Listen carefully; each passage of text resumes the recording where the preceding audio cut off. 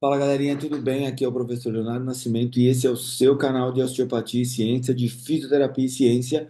E queria falar para vocês que o vídeo de hoje eu vou falar um pouco sobre prescrição de exercício, mas de uma propriedade específica da prescrição de exercício, que é o controle motor. Então, eu vou perguntar para você uma coisa: você ainda prescreve exercícios músculo por músculo? Vamos fazer um tratamento do bíceps, do deltoide e afins?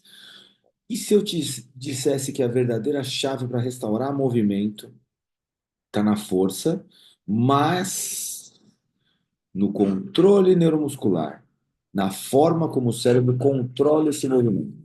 Então, nesse vídeo, eu vou te falar os principais pilares que você tem que ter do modelo de controle motor proposto por Levin e Piscitelli e como aplicá-los na prática clínica com mais eficácia. Mas antes, vou pedir para você fazer aquele nosso combinado.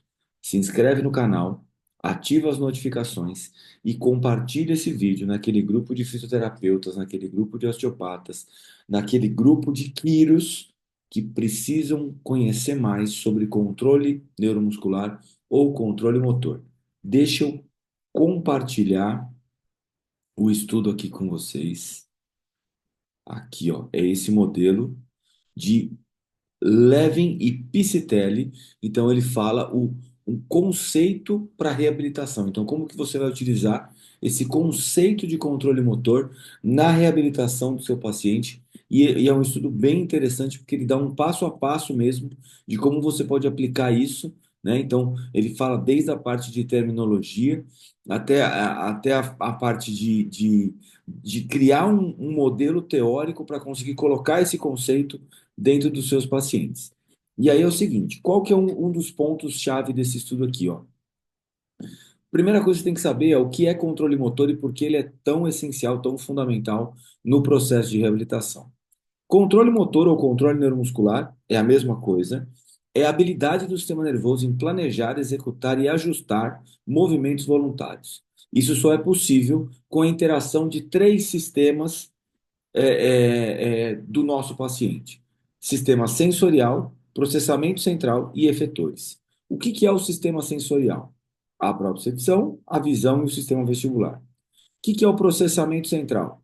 Córtex motor, cerebelo, gânglios da base, as áreas de codificação central.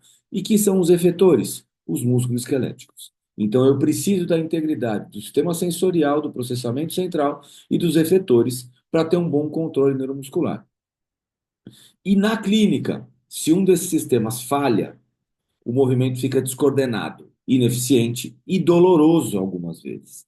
Então, uma falta de controle neuromuscular pode fazer com que aquele movimento seja doloroso para o seu paciente.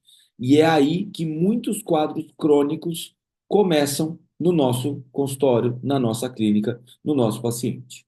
Então, a dica clínica para você disso: dor recorrente, rigidez articular, compensações motoras, avalia além do músculo, avalia o controle motor. E para avaliar o controle motor, você tem que avaliar entradas sensoriais, processamento central e efetores. Beleza? Dá uma lida no estudo que você vai entender melhor. Segundo ponto importante desse estudo, esse modelo que eles propõem, né, o modelo de Levin e Psitelli, que é um modelo multidimensional e funcional. Então, dentro desse modelo, o que que ele fala aqui? Esse framework que ele propõe aqui fala que o foco não seja só em estruturas específicas, então só em articulações, em músculos, em ligamentos. Não, mas na função integrada e na adaptabilidade motora desse paciente em realizar essa função.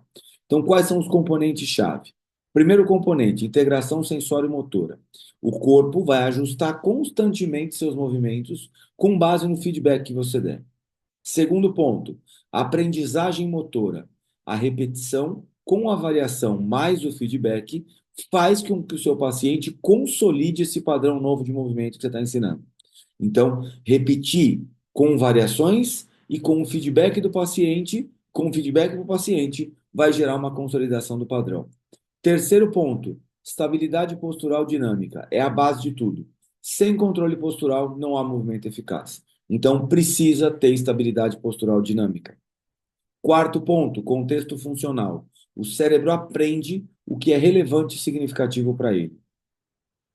Na clínica, o que você precisa levar da clínica para esse conceito?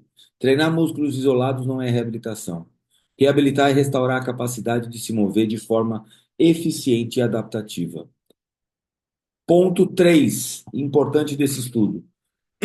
Como que eu vou aplicar esse modelo na minha prática? Como que eu vou colocar isso na minha prática clínica? Primeira coisa, treinamento baseado em tarefas. Funciona melhor que exercícios genéricos. Então, se a tarefa do seu paciente é levantar um peso do chão, é muito melhor do que propor um exercício específico para isso. Então, vamos levantar o peso do chão. Se é ficar sentado, vamos trabalhar ficar sentado. Manipulação do feedback. Retire espelho, adicione estímulo tátil, estimule o corpo a se ajustar o tempo todo. Então, manipulação de feedback, uma hora espelho, uma hora visual, uma hora comando verbal. Então, feedbacks diferentes vão ajudar muito mais esse paciente. Outro ponto, exposição gradativa, ideal para quem tem medo de se movimentar. Seu paciente com cinesiofobia, catastrofização, comportamento de medo e evitação, que são os clássicos, faça uma exposição gradativa, vá criando condições dele realizar esse movimento. Outro ponto importante, o erro como ferramenta. Executar de forma errada não é o problema. Deixe o paciente explorar e se ajustar quando ele faz o movimento de forma errada. Por quê? Isso é o controle motor na prática. Então, ele vai errar, vai ajustar, vai trabalhar, vai encaixar e vai executar. Isso é controle motor. Para a sua prática clínica, deixe o paciente experimentar, falhar e corrigir. Isso é a neuroplasticidade em ação no seu paciente. Olha que interessante esse gráfico aqui, ó, que mostra como tem esse processo de aprendizagem do meu paciente a partir de tarefas que ele erra e ele consegue se consertar no meio do caminho. É muito interessante como a gente fazendo, como a gente aplicando esses conceitos aqui na prática, a gente consegue melhorar a qualidade de tarefa simples do nosso paciente. E agora, o que que eu quero que vocês entendam? Vamos aplicar isso no nosso paciente com dor crônica? Então, o que que a gente tem que fazer com o nosso paciente com dor crônica? O controle motor e a dor crônica do nosso paciente têm uma relação direta. Então, dores persistentes como lombalgia crônica, instabilidade de ombro, de joelho, alteração de equilíbrio, estão muitas vezes ligadas a padrões motores disfuncionais. Então, você já viu na sua prática que o seu paciente crônico tem um padrão motor disfuncional na maioria das vezes. Então, a sua intervenção tem que ter um foco no controle motor para reduzir a sobrecarga articular, diminuir a cinesiofobia e melhorar a autoeficácia e autonomia funcional do seu paciente. Então, na prática clínica, ensine o seu paciente que o movimento é seguro, ensina uma forma dele realizar de forma segura e reeduca o corpo do paciente, porque você também vai estar reeducando o cérebro do seu paciente quando você faz isso. Quais são os pontos principais que eu quero que vocês tenham desse vídeo? Mas lembra, lê o estudo que eu citei aqui, pega o estudo, dá uma lida, não precisa acreditar em tudo que eu falo, dá uma lida no estudo, depois assiste o vídeo de novo, vê se faltou alguma coisa e coloca aqui nos comentários. Agora, ponto importante, controle motor é mais do que força muscular. É neurociência aplicada no seu paciente. Esse modelo do Levin e do Psitelli foca em integração sensório-motora, postura e funcionalidade. E um outro ponto, as aplicações práticas vão desde o treino orientado por tarefa até estratégias para paciente com dor crônica. Gostou desse conteúdo? Deixe o seu like, se inscreve no canal e compartilha com colegas que trabalham com dor e com disfunção de movimento.